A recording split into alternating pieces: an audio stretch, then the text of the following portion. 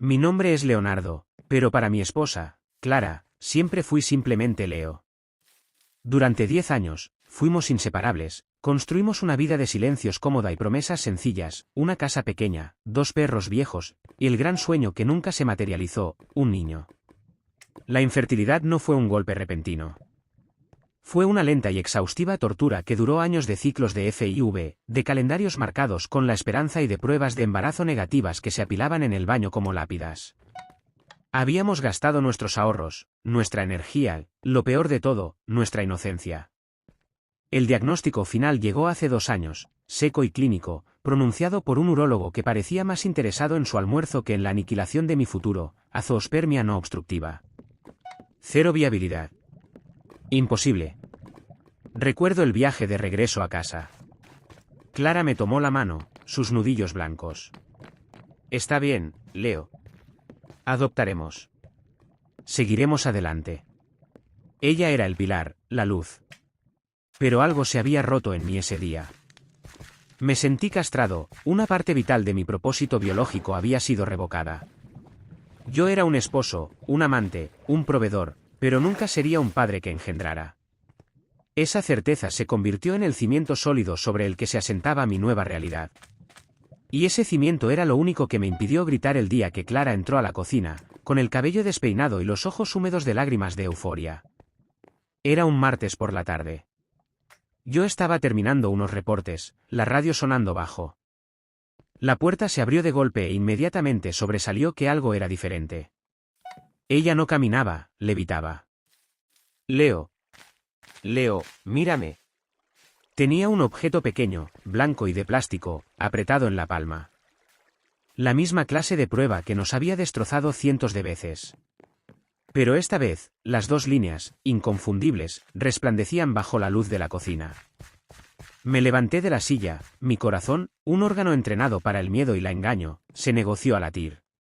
¿Qué es esto?, pregunté, mi voz inusualmente profunda. Ella soltó una carcajada vibrante, musical. Estoy embarazada, amor. Lo logramos. Es un maldito milagro. Clara se lanzó sobre mí, aferrándose a mi cuello, sus lágrimas empapando mi camisa. Su felicidad era un tsunami que amenazaba con arrastrarme. Y entonces sucedió. La voz fría y lógica que habitaba mi mente, esa que el urólogo había instalado, susurró una palabra cortante, imposible. La abracé con mis brazos, mecánicamente, besando la parte superior de su cabeza. Pero mientras la sostenía, mis ojos se fijaron en la prueba de embarazo, y las palabras del doctor resonaron con furia forense, 0 viabilidad. No era un milagro. Era una ecuación matemática. Y alguien en esa ecuación había alterado los números. Mi respuesta, grabada a fuego en mi memoria, fue un fraude perfecto. Clara. Dios mío. No puedo creerlo.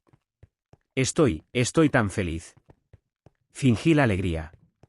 Fingí el asombro. Fingí el alivio. Mi actuación fue digna de un Oscar, porque si hubiera permitido que el terror o la verdad se asomaran en mis ojos, todo se habría desmoronado en ese instante. Ella retrocedió un paso, sus manos en mis mejillas, su rostro radiante. Vamos a tener un bebé, Leo. Vamos a ser padres. Y lo que más me llamó la atención, lo que me heló el estómago, fue la intensidad de su alegría. No era el alivio cauteloso que habríamos sentido tras años de tratamiento. No era la felicidad abrumada por el miedo de perderlo. Era pura, desinhibida, una alegría tan vasta que parecía diseñada para compensar, para ocultar. Ella estaba demasiado feliz. Si hubiera sido un milagro genuino, ella habría estado tan estupefacta como yo.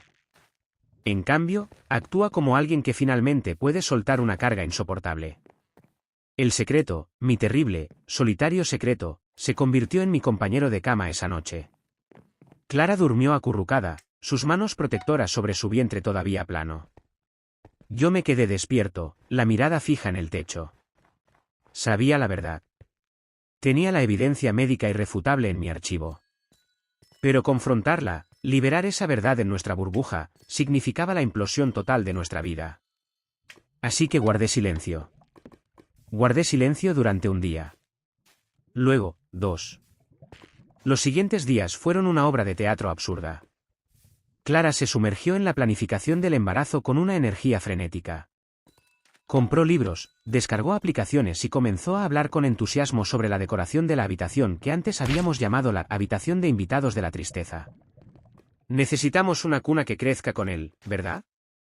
Y quiero que las paredes sean de un color neutro, tal vez un gris claro, para que funcione si es niña, decía, mientras yo asentía, sorbiendo mi café, observando. Ella me mimaba. Me traía mi cerveza favorita, insistía en masajear mis hombros, me preguntaba 5 veces si estaba cómodo. Era una sobrecarga de afecto, una compensación hiperbólica. Cada gesto de amor se sentía como una moneda de culpa que ella depositaba en el banco de nuestra relación. Yo me convertí en un detective en mi propia casa. Busqué sutiles cambios. ¿Llamadas nocturnas? No. ¿El coche fuera de hora? No. La traición no estaba en los detalles logísticos, estaba en la atmósfera. Una noche, mientras cenábamos, hablábamos de nombres. Me gusta Gabriel, dijo ella, con los ojos brillantes. Suena fuerte, ¿no crees? Es un buen nombre, respondió. ¿O prefieres uno clásico, como mi padre? Ricardo. Clara se mordió el labio. No, Ricardo no me gusta. Demasiado rígido. ¿Gabriel, o tal vez Daniel? La conversación era normal, pero yo la escuchaba a través de un filtro de cristal roto. ¿Estaría pensando en él? ¿Estaría eligiendo un nombre que le recordara, o que fuera el segundo nombre de él? El miedo me hizo un nudo en el pecho. No era solo la traición sexual lo que me destrozaba, era el conocimiento de que ella había buscado consuelo, fertilidad, vida, fuera de mí. Y lo había conseguido con la misma facilidad con la que yo había fracasado. El peso de mi infertilidad se duplicó. Ya no era solo una falla médica, era el catalizador de mi ruina matrimonial. Llegó el 7º día. No podía soportar el silencio por más tiempo. Si seguía fingiendo, iba a terminar odiándola, odiándome, y odiando a ese niño que se desarrollaba dentro de ella, un ser que era la prueba irrefutable de mi insuficiencia. Esa tarde, cancelé mi reunión. Le pedí a Clara que se sentara en la sala. Había una formalidad en mi tono que la hizo soltar el libro de nombres y mirarme con cautela. El sol se filtraba por las persianas, dibujando barras de luz y sombra sobre la alfombra. El ambiente era tan tenso que podías escuchar el polvo flotando en el aire. Me senté frente a ella, las manos cruzadas en el regazo. No había ira en mi voz, solo una calma desoladora que era mucho más aterradora que cualquier grito. Clara, comenzó. Hemos pasado por mucho, ¿verdad? 10 años. Años de pruebas, de pinchazos, de dolor. Ella asintió, su sonrisa de futura madre feliz comenzando a resquebrajarse. Lo sé, Leo. Pero eso terminó. Mira, el universo nos ha recompensado por nuestra paciencia. No es el universo, Clara.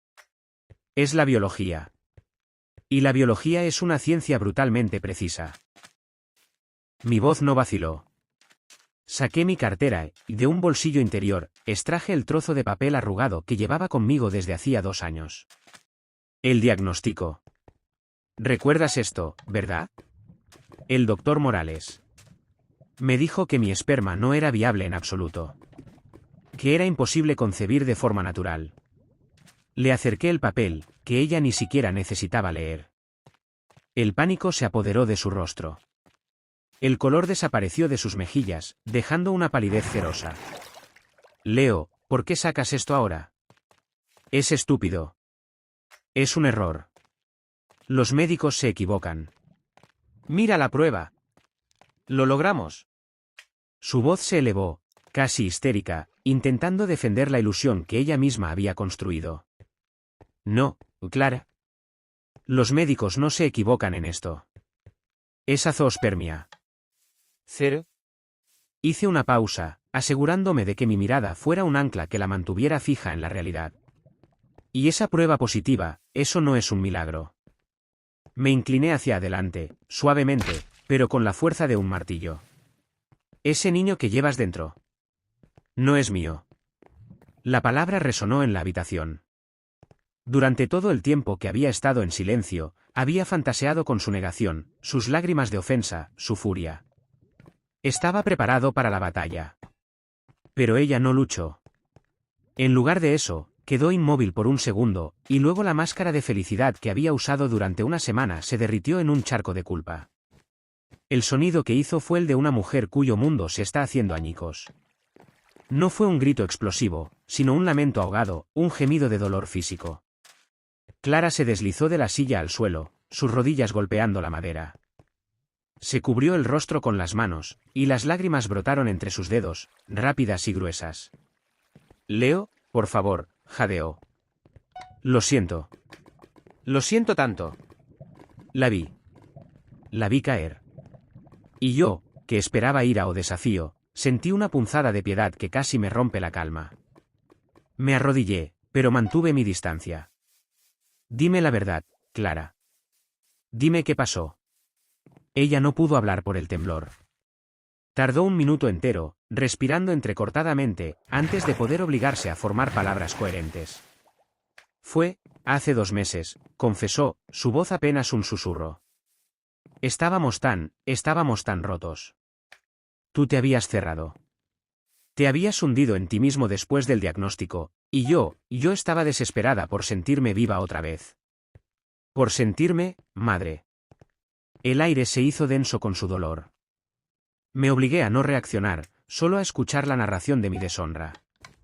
Fue solo una vez. En una noche que salí con las chicas. Estaba borracha, Leo. Sola. Y él estaba allí. Me dijo que yo era hermosa. Y yo pensé que era mi única oportunidad. Mi garganta se cerró.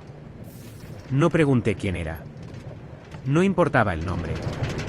Importaba el acto, la traición impulsada por una necesidad biológica tan poderosa que superó nuestro amor, nuestra historia, nuestras promesas. Ella levantó la cabeza, sus ojos inyectados en sangre, fijos en mí. Su confesión era un veneno que se vertía directamente en mi corazón. Fue un error. El peor error de mi vida. Me está destruyendo por dentro, Leo. Cada mañana que despierto y siento estas náuseas, siento culpa. Estoy arrepentida, mi amor. Estaba desesperada por darte el hijo que yo sabía que merecías, y que yo sabía que no podías darme. ¿Y piensas que podrías ocultarlo? Pregunté, mi voz inexpresiva. ¿Pensaste que yo aceptaría un hijo de otro hombre como mío, solo porque lo deseaba tanto? No lo sé, Leo. Al principio, no pensé. Luego, cuando vi el positivo, me inundó la esperanza. Pensé, tal vez, solo tal vez, podríamos empezar de cero. Si no lo sabías, si podías amarlo. Ella extendió su mano hacia mí, pero yo me retiré. El miedo en sus ojos era real, el arrepentimiento, palpable. Pero ese arrepentimiento era secundario al hecho. Clara, dije, levantándome. Mi cuerpo se sentía pesado, como si estuviera hecho de plomo.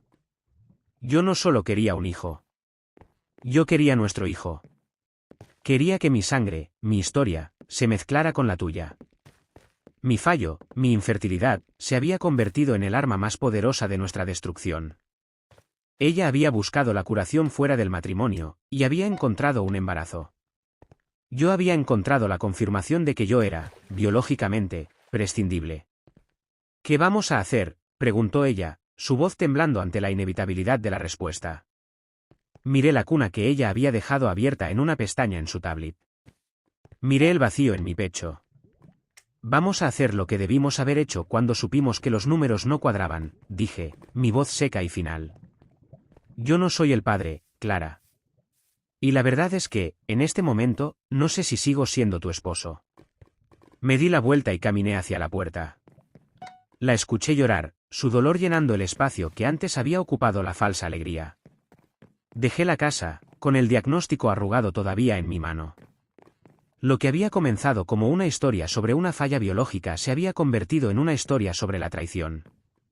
Y el milagro, el que ella había anunciado con tanta euforia, era ahora la prueba irrefutable de que nuestra vida juntos, la que habíamos construido sobre la esperanza y el amor, ya no existía. Se había roto, como un espejo, en millas de fragmentos de culpa, desesperación y silencio.